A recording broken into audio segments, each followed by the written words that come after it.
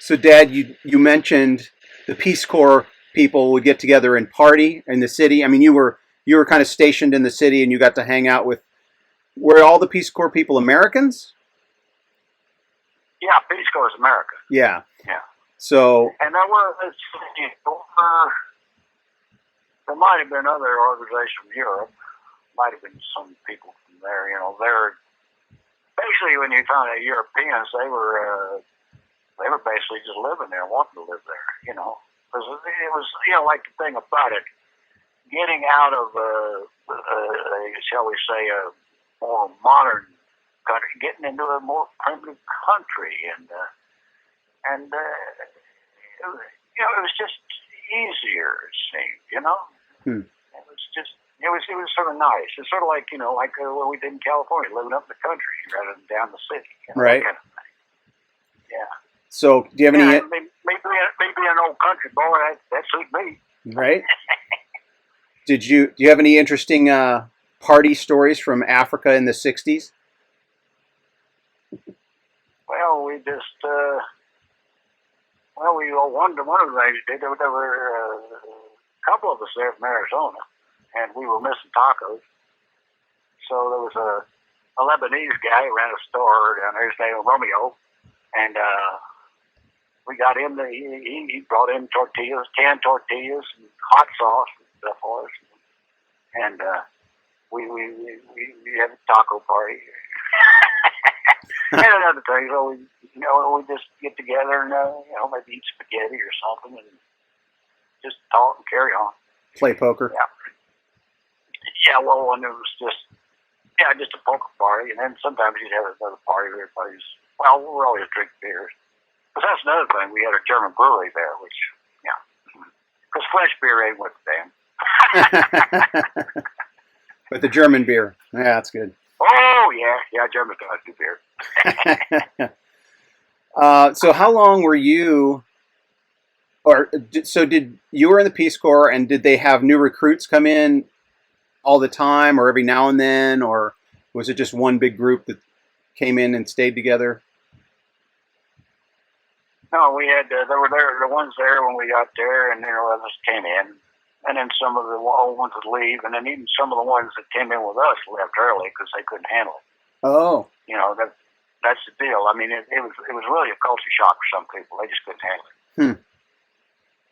I thought it was neat. Fascinating. Of course, I've been to Mexico. Oh, okay. Been down in there and hanging out. Because I go to Mexico, I'm not going as a tourist. I'm going there to hang out and meet Mexicans. Right. See their culture. Talk to them. Same thing over there. Get to know the people. Yeah. Oh, yeah. If you're going to another culture, climb into it. Right. I mean, that's the point. What's the point of going the other way? I mean, it's like, you going to Paris and going to a burger chef or McDonald's. What's the point?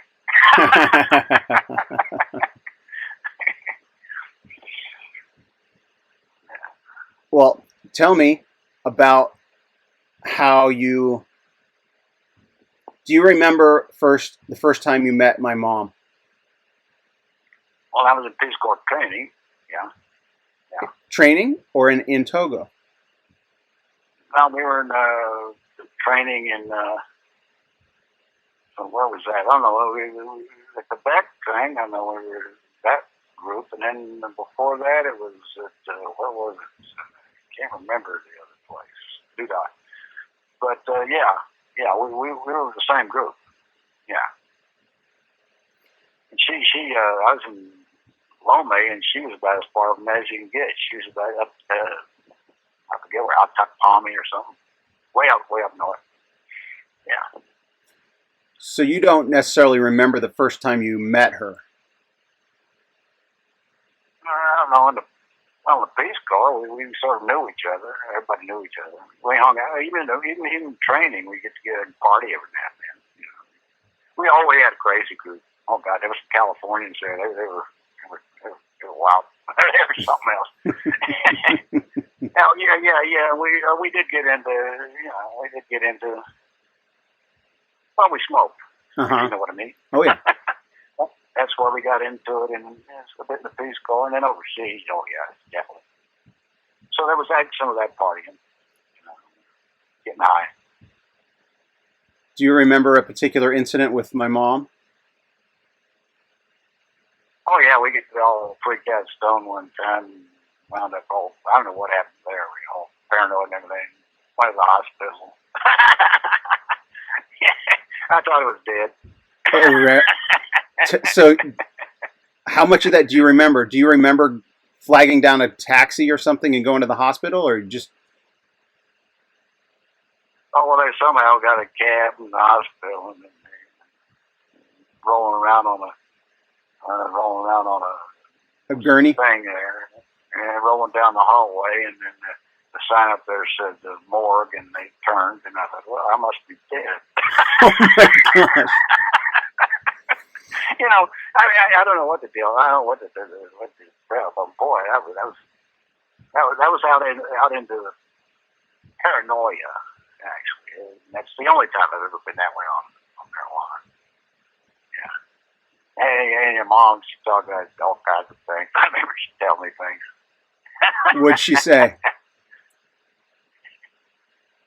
I don't remember. I remember it was the last time when I visited up there several years ago up in Minnesota. Yeah. We sat around and yacked about it.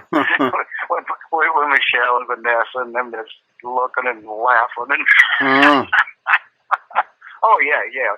We look back on it with hilarity. Yeah. And then then we went home. Peace Corps slapped our hands a little. And What did they say? People. Oh, they said, don't do that anymore. Or something like that. They didn't throw us out. No. Hell, everybody was smoking marijuana. Got it. It's like now, I don't think the cops bother anybody anymore. Hell. So this was an unusual event. Like you said, you didn't normally have paranoia, so it was just this one time? Yeah, that's all. I think you got a bad... Got back to the States and wandered out with the fact that then we hooked in over here with some former Peace Corps people over in California. And oh yeah, that's where we first went to San Francisco too. We met them up in San Francisco, and they introduced some friends up there. And that's when your mom and I and Michelle was mentioned. And we hung out up there just off of Haight Street there with some people. And yeah. Interesting. All right. I want to ask you another question here about when you guys left the Peace Corps, because I know it's like a 2-year term that you do, but you guys left early. So here, I'll ask you the question here in a second. All right, Dad, tell me about why you and Mom left the Peace Corps early. Left Africa early. Because I knocked her up. Do tell. All right. Give us a little more information. That's the truth. There's the story. And they had to, before so many months of pregnancy, they want to get her back home. So, do you remember finding out that she was pregnant? Do you remember any of that? Oh, not a specific moment, no. Do you remember when you got married? Oh, yeah. We went up country somewhere, and some chefs here or some village. And Peace Corps director and his wife drove us up there. I remember they said something, and she got a ring. What do you mean ring? So his wife took off her ring and gave it to your mom. Oh, my God. Really? Yeah, something like that. The Peace Corps director's wife? Yeah. And then... and we went up there, and it was, the chef here, he was chef here, he was the chief of the village. Chef? So what is that? There. What are you saying? What's his name? They called him Chef Sear. I don't know what, he was the chief. I don't know what that meant. Can you spell that? But he was the chief. No. Chef Sear? Yeah, something like that. He was just whatever the name was for the chief of probably the mayor of the little village. Got it. It was a little old village up there outside, off the grid, outside of no electricity and stuff like that. And that was because that was, I guess, so you could get it done, like right now. Was there like a U.S. embassy or something around there? Oh, no. Just a little village. Interesting. All right. Yeah. And I don't remember what it was or anything, and I think maybe that might have been when I was real sick. I had something called, I think it was mononucleosis or something. I had something going. And it was like, I just wanted to sleep all the time. Oh. So I don't know what that was. So it was sort of a hazy period there. I woke up and I was married. Essentially something like that. So, do you remember making that decision? Was it like were you excited? Were you terrified? Were you forced into it? Well, no, it's like something, it's what you do. That's the deal. It's what you do. I mean, after all, I am a relatively responsible person, that kind of thing. Oh, okay, we got in this together. I guess we're going to have to see. Well, like, I guess I could have denied everything. They'd have sent her home. No, I wasn't going to do that. No. Nice. Because the deal is too, like, hey, after all, so I hadn't planned to be a parent, but what the hell, let's see how it is. And now, I'm glad, being a parent is something that you can only know if you've been a parent. That is true. And then after that, I had to work with that in the way, how I worked with that, and I don't know that some would call it irresponsible, but I think I tried to be as responsible as I could, just put it that way. I couldn't abandon my children, you know what I mean? Right. Yeah, good. Well, I'm glad. I did have to go ahead and find out a little bit more about myself and my future, so I had to, both of us, your mom and I, we both had to make our arrangements. Yeah. Well, let's get back to, leaving Africa. How was that? Where'd you guys go? And let's pick up from, all right, she has to, I think she had to be like 7 or 8 months pregnant. She had to leave before a certain time. Yeah. So then the deal is,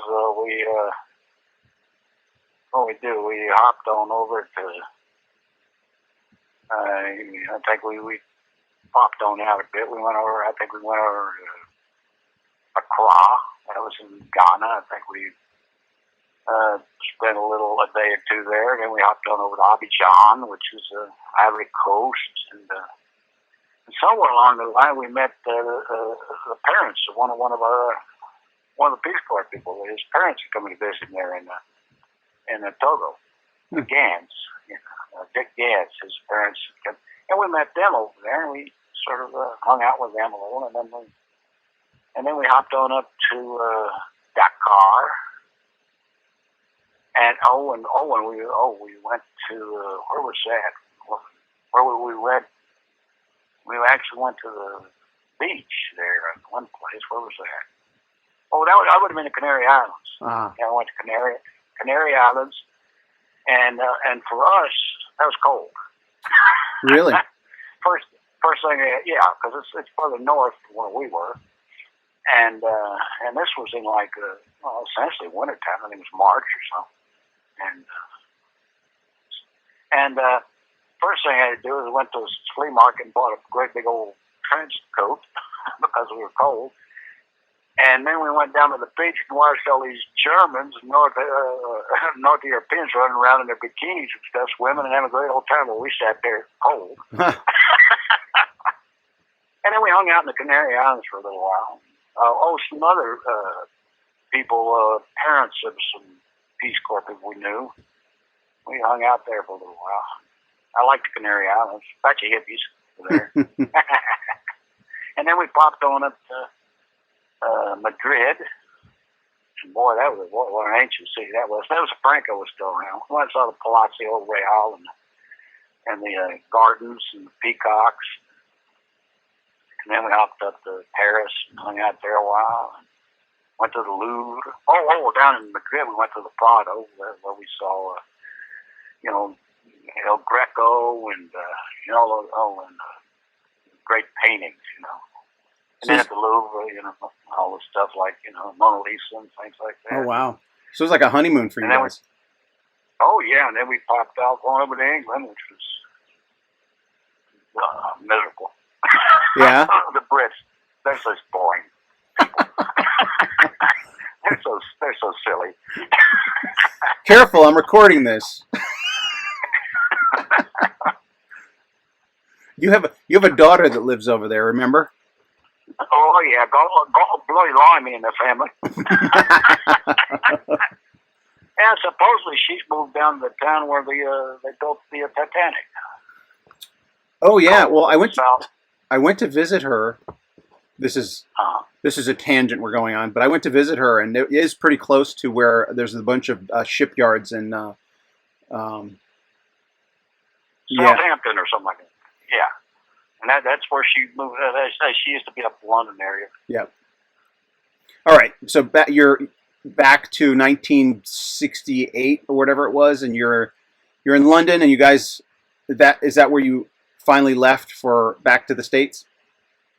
Yep.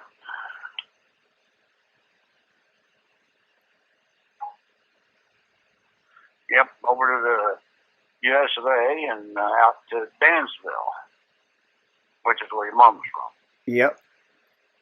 Yeah, Dansville up there in western New York.